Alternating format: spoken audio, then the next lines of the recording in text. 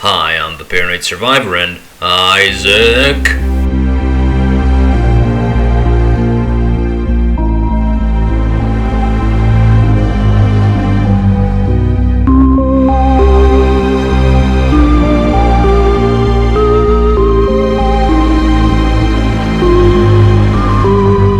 With my career choice, a few people ask me what I think the best game of all time is. Obviously, there is none, no game is perfect, but if the question arises again, my answer is always The Binding of Isaac. No, wait, let me explain. Okay, I'm definitely gonna regret this opinion in a few months and feel like an absolute hipster, but with Rebirth coming out, it's probably the only chance I'm ever gonna get of analyzing this 3-year-old game and genuinely voicing my worthless opinions. But here, why do I think The Binding of Isaac is genius? This will not end.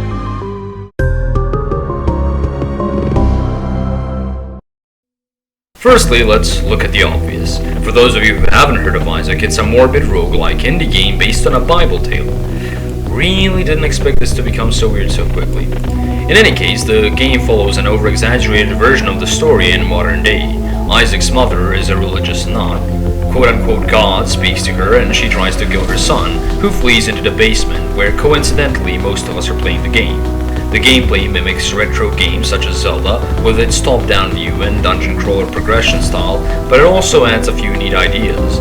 Each level contains multiple rooms, secrets, items, and an always nightmare-inducing boss at the end. The game leads you through 8 levels of difficult agony and 2 more as a choice, and then there's 1 more if you're insane. The time it takes to unlock all these assures you'll be playing this for hours. So many hours. The fun in the game comes from the fact that it's randomly generated roguelike, meaning you die, you're dead. You're dead, you stay dead. However, to help you through your journey, you come across power-ups and items which change your attributes and physical appearance. The game also has a sense of constant progression, as every achievement is a new unlocked item you can then pick up. Now, because that was extremely boring, what I'm trying to say is, it's addictive and has infinite replay value, hence my Steam stats. Now, while this all sounds dandy, building an entire complex multi-layered game, the player organically learns to play off a simple concept. Why does this game strike me as the best? Here's where the fun begins.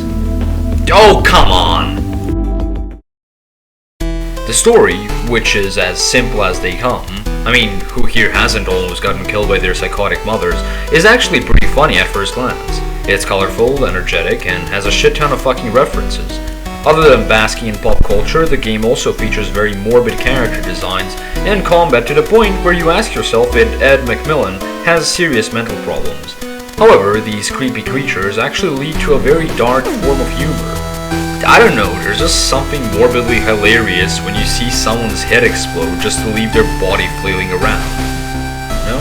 Just me? It just handles these dark, fucked up themes with grace and makes the violent nature of it laughable. Combine this with the awesome music and cartoony graphics and you've got gold.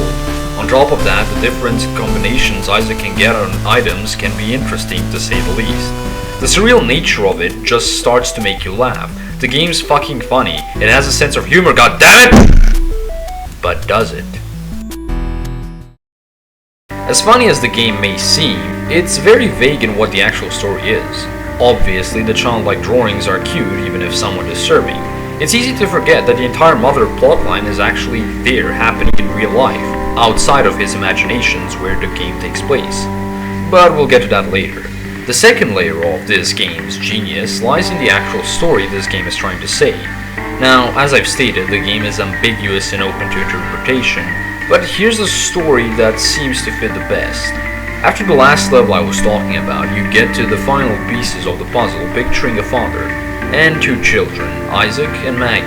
Maggie presumably dies, hence the fact that the game isn't called The Binding of Maggie. What we do know is that Isaac was angry with his sister, as is any child, but felt guilty and depressed after her death. Isaac's dad leaves, leaving him with the abusive psycho mother and making Isaac fall deeper into guilt.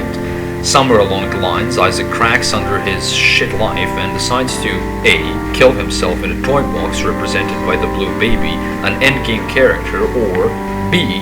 not kill himself and live through his torturous life as seen by the slideshow in the end. and suddenly killing nightmarish creatures isn't as funny. Oh wait, the game drops multiple hints to support various theories. While my personal favorite might not be correct, it does deal with very serious themes such as neglection, child abuse, guilt, depression, and more uplifting shit. However, it doesn't stop there. Layer 3, the one that really gets me. We know what happens in real life, and we know how the game plays in its general atmosphere, but this doesn't explain where all the trippy shit comes from. Well, this is by far the most meta-Nolan thing, but if you've made it this far into the video, I suppose you can take it.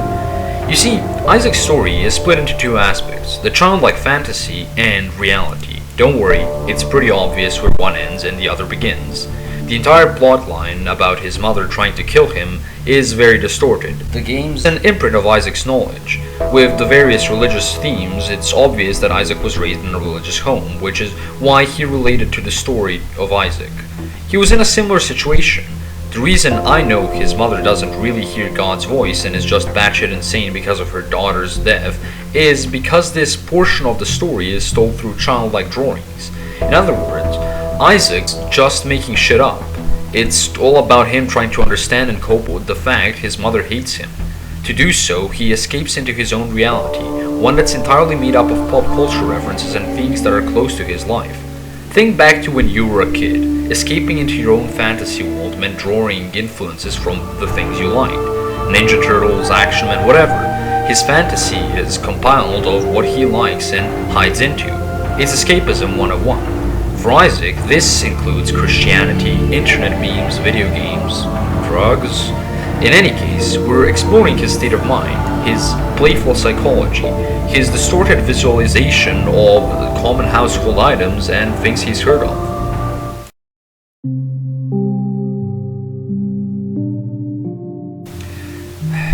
Now let's get into too deep for you shit. What does going through the game represent?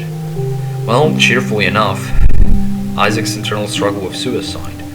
The first 6 levels are here just to help him go deeper into his mind, trying to escape from the presence of a mother that hates him. He then realizes he can't even escape this in his thoughts and confronts his fear, ultimately defeating her.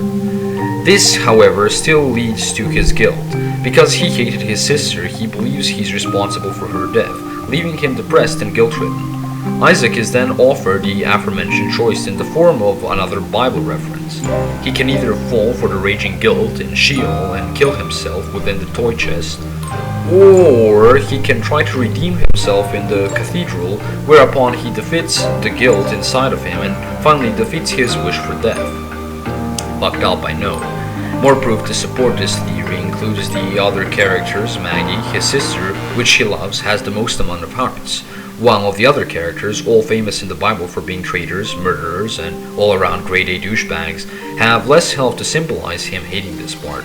All of the enemies you find are formations of Isaac's fear, from something as trivial as flies and spiders to the 7 deadly sins he feels he committed and the harbingers of death, etc.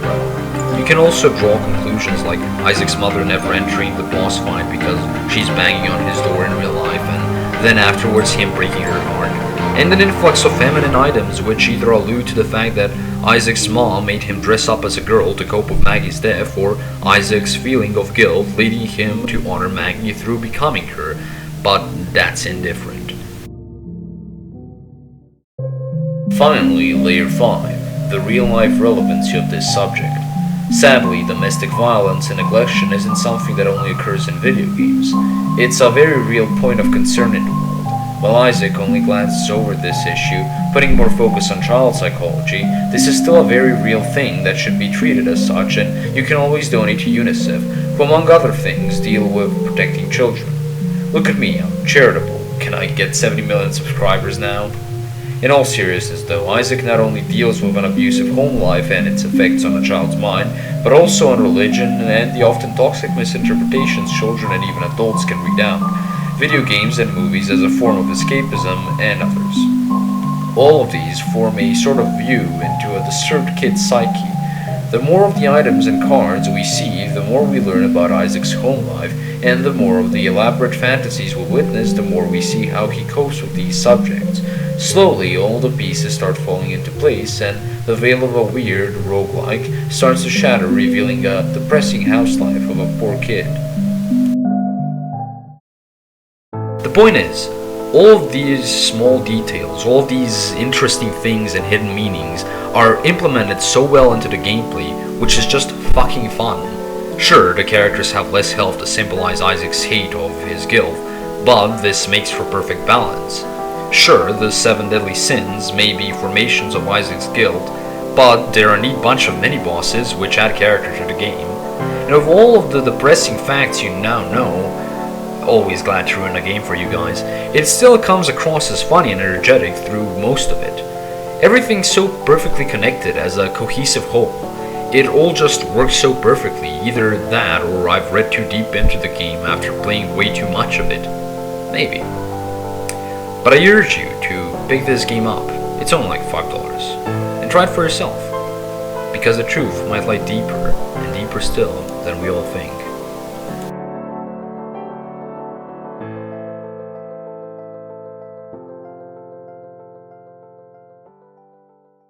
Thanks for watching. If you liked the video, please like it, comment, favorite.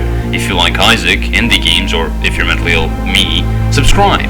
I also very rarely stream apparently, so you can check that out. Some guys that pretend to be the characters from Attack on Titan told me to give a shout out to them, so why the fuck not?